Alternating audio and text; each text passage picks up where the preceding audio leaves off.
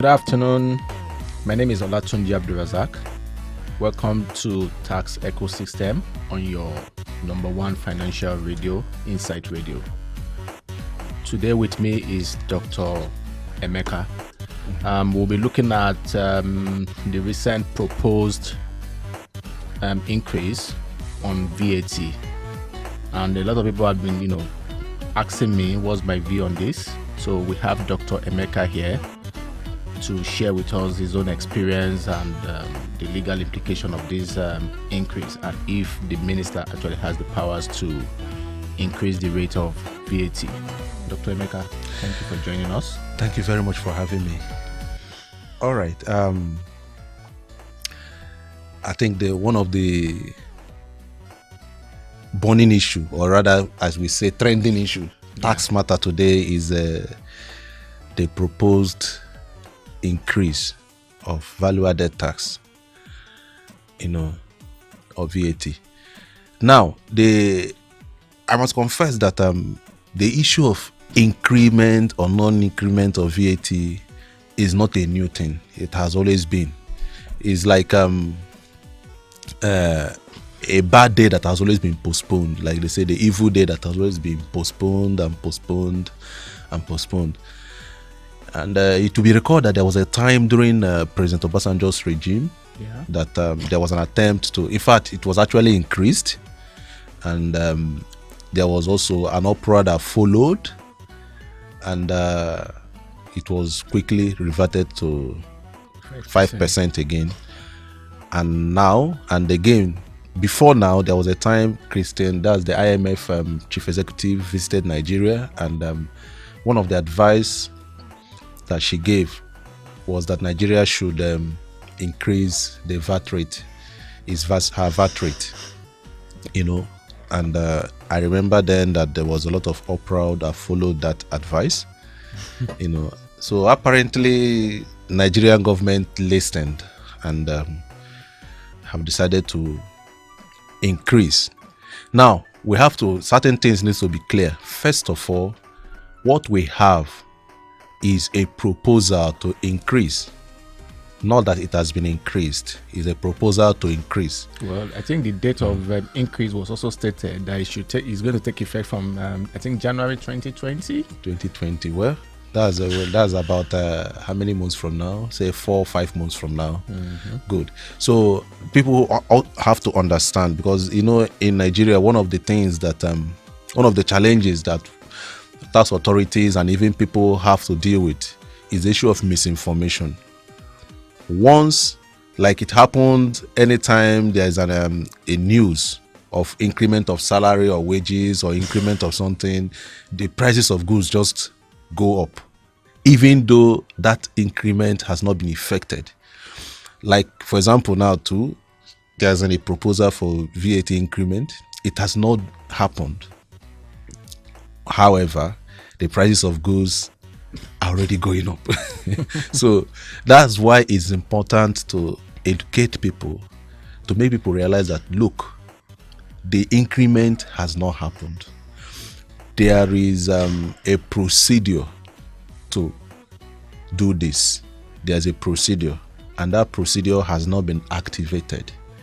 Now, apart from this issue of misinformation and misunderstanding, there also seems to be a kind of misunderstanding with respect to the procedure for increment of VAT rate. I have heard a lot of people saying that VAT, before there should be an increment, that there's a need for legislative procedure in form of legislative amendment of the VAT Act by the National Assembly. However, that may not be correct. There may not be a need for National Assembly to amend the VAT Act, because if you look at Section 38 of VAT Act, it states there clearly that the minister can actually amend. And Even the rate? yeah, the rate. There are two things there. He can amend the rate. He can also amend the products that this supply of goods and services that are subject to VAT. So he can add or remove from the exemption list. Okay. So two things. The minister can amend the rate, and the rate, as we know it, is 5%. Now, what is amendment? Amendment has been usually defined as change of a legislation, of a law. Now, in changing, you can, when it comes to amendment, you can remove, you can add, you can modify. So in this following this, it means that the minister can increase the VAT rate, he can decrease it, he can decide to modify, So in other words, the power to increase or decrease the VAT Act is actually vested in the minister, and in this case, Minister for Finance. So the issue of the need to take it to the National Assembly or do whatever does not really arise. Okay. So because the National Assembly is deemed to be the one that has made that law, and in making that law, in their wisdom, they decide to vest the minister with the power to amend the rate, not the whole act, the rate. So the only thing that the National Assembly can do is to decide to amend that particular provision that gives the minister the power to amend. Now, I mentioned about the issue of misinformation some time ago. When it comes to tax, you have to put aside emotion and look at pure economic indices. Yeah. Now, the first thing that we need to look at is this. What are the things that that are subject to VAT in this country? Let's look at it very well. They are saying that it will affect the common man, isn't it? Yes. But let's look at the supply, the goods, the services, the supply of which are subject to VAT. If you look at it, you will see that most of the products that we're talking about are not really the products that the common man cannot do without. Mm-hmm. First of all, basic food items are not subject to VAT. Mm-hmm. Basic food items. So that removes a whole lot of things. And also means that companies that produce these food items, that supply them, are not supposed to charge VAT on them. If we go by that, for example, recently there's a decision that bottled water, which in itself is not really a basic food item, is exempted from VAT. So, and that means that companies that those that consume those products are not bound to pay VAT. Also, I know that there was a time in another case, the TAT, that's a tribunal, held that stockfish and end product from stockfish is not subject to VAT. Well, you are looking at it from a product of just basic. Yeah. So what I want to bring out is this: we have to ask ourselves, who are the ones paying this particular tax? Who are the ones paying? Who will bear it? Mm-hmm. So in saying who will bear it, you will say it's the consumers of the products or services subject. And then the question is, who are these consumers? What are these products? So when you look at it, in my basic opinion, the so-called the common man is really a bit shielded, except when he decides to utilize services subject to VAT or purchase goods that are subject to VAT. So that is the thing. Let me bring out something there, and let me hear your own view with respect to this. Now, you're talking about basic food item. Like I said, when I was asking my question, I said, the multiplier effect. And let's look at agriculture, for example. Fine, at least the production of agriculture, we know that is where the starting point of this source of basic food item, right? Yes. Now, if you look at the multiple chain, involved in agriculture, when you look at the logistics, you look at some other things, some other, warehousing and all those things, these are services. Good. Don't you think some of these things, with the implication of this increase, is going to has a multiplier effect on this basic food, even for the fact that these basic food items are not vatable? Now you're talking about the services. What I know also that although I may not have the VAT Act here with me, but I know also that certain services that are related to these agricultural things are also may not be vatable per se. I also know, apart from this, that even if they are subject to VAT, their services, that under the company's income tax or the personal income tax, there are certain incentives that are directed towards this particular industry. So if except the players in these particular industries are not industry is not really tax knowledgeable, there are ways it can be seen that when you have a holistic view of this particular industry with respect to their taxation of this, you discover that there are ways, there are cushions really for them. I know very well that for example, now the interest with respect to loans given to these particular industries are not subject to tax. And I also know that the players in the companies operating within that agro-allied industries, that their tax rate is lower, and sometimes they have this various tax incentives. So in a way, one can see that there are actually cushions, there are actually mitigating factors, with respect to this. Well, from the look of things, don't you think the government is only increasing the VAT in order to increase revenue? We should also be looking at stimulating the economy. At least I think about a year or two ago, Nigeria just moved out from recession. So I think is it not wiser, or is it not wise to look at what is going to, increase investment? And at least from my own understanding, the backbone of this economy are usually the SMEs. So if the cost of doing business is really high for SMEs, do you think are we doing more? Are we not doing more harm than good?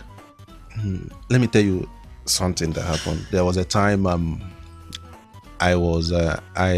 during a research, I had to carry out a review of Nigerian tax laws to check out the various incentives that are in each of our tax laws.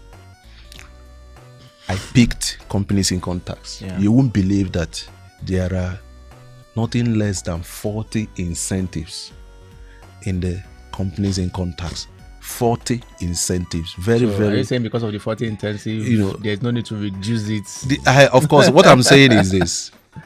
If people are talking about incentives, there are incentives in our tax laws. Of course, it is one thing for there to be incentives. It's another thing for people to take advantage of it, or to even know. Of course, before you can know it, you have to. Before you can take advantage of it, you have to know it. And it means one thing: either people are not getting to know, or those who are saddled with the responsibility of educating the people are not doing the right thing. Now, that is one point. The second one is this: in 2012, Nigeria did made a national tax policy, and in 2017, that particular tax policy was reviewed. Now, one of the core feature of that tax policy is the desire to move away from direct to indirect taxation, because, like you said, indirect taxes are easier to collect and administer, and they provide more income revenue, really, if you look at it, more than direct taxation. And what are indirect taxation? These are taxes that is not usually paid by the actual taxpayer. For example, one of the VAT is one of them, which is borne by the final consumer. Which is borne by the final consumer, but he may not really be the one to deliver to the listing. So, if you look at the whole system of payment of VAT, you will see that it's a very, very efficient tax. So maybe the increment in VAT is actually a kind of movement towards that direction, So the only thing that remains is perhaps the need to, as you are increasing the indirect tax, you are also, maybe there's a need for the government to decrease the direct taxes, such as companies income tax. The rate, currently the Nigerian rate is 32%, because we are going to pay education tax. For companies income tax, for personal income tax is still okay because it's prorated, it's graduated. So the higher you earn, the higher tax you pay. The lesser you earn, the lesser tax you pay. So the one for petroleum profit tax, that one is still because of what we call economic rent that is inherent in petroleum. So you can see, if you look at it really, the way really is, is Nigeria, is the Nigerian tax system as it is, in our laws, does it really chase away, does it really discourage investment in Nigeria? I think the issue has to do with probably administration rather than the laws as they are. Okay. You mean the administration of those tax laws? Those taxes. Maybe that is where the problem lies, not necessarily in our tax laws with respect to rates. If you look at it, Nigerian tax rates are actually some of the lowest in the world, really, if you look at it critically, So, but maybe, like I pointed out, the issue of administration, apart from the administrative issue, is what I term tax returns. When people pay taxes, they ought to see the returns, are in their environment. Even though the rule is that the government is not bound to provide anything for you for paying tax, but then that doesn't mean that the government should not be held accountable with what they do with Commonwealth, the general Commonwealth. So when people pay taxes, they ought to see that in smooth roads. They also see that in infrastructures. They have to see that in a constant power supply, good health system, and all those things, security. So maybe the issue may not really be about increasing or decreasing tax rate. The issue may be holding government accountable. For example, I don't think Nigeria's tax rates are as high as the French tax rate. Somebody once told me that an average French person, pays as high as 55% tax. But you cannot compare the infrastructure in France with that of Nigeria. Definitely. Definitely. So I think that is where the thing is. If you are increasing our tax rate, we should be able to see that in terms of returns. I heard that one of the reasons for increasing VAT is to enable the government pay minimum wage, which in itself doesn't look, it's not a good, it's not a good excuse at all. I believe also that the amount of money that Nigeria is generating should be enough to pay the minimum wage if we are prudent enough in managing our resources. So instead of forcing the government, advocating that the government should decrease the tax rate, I will advocate that people hold government more accountable with respect to, the income, the revenue they generate from the VAT or the taxes that are being imposed. People should hold government accountable more. So I think that is my own opinion in this. So instead of objecting, saying it will kill industries and what have you, people should be able to, those industries and every people should be able to develop schemes or support the existing schemes to hold the government accountable. We should be able to follow government step by step, ask questions and insist on answers, act like someone who has been pushed to the wall and there's no longer a means of escape. We should not be seen as people who are docile, who don't ask questions. We should be able to ask questions. If pothole destroys your car tire, you should be able to sue the local government or the state. And with our litigation system in Nigeria, or it may be slow, but one day, for example, Femi Falana, SAN, fell into a manhole in Abuja. He wrote to the federal government, to the Ministry of War, and he was about to sue them. They had to settle it with him out of court. We may say that Femi Falana is a big man, but then who knows if someone takes advantage of that and sue the local government one day, or the state government that is in charge. Let's see what happens. You never can tell. So the question is, let us even try it. Let us even try it, and let it be that it's the government that is delaying it. So these are the things we should be able to do. Well, thank you very much, Dr. Emeka. We are really grateful for your time, and for at least going into details on the effects, implications, and your legal view with respect to this proposed increase. Let me use your word, proposed increase. Thank you very much. Thank you for having me. We've come to an end of this session. Join us again same time next week on your favorite radio station, Insights Radio. Thank you.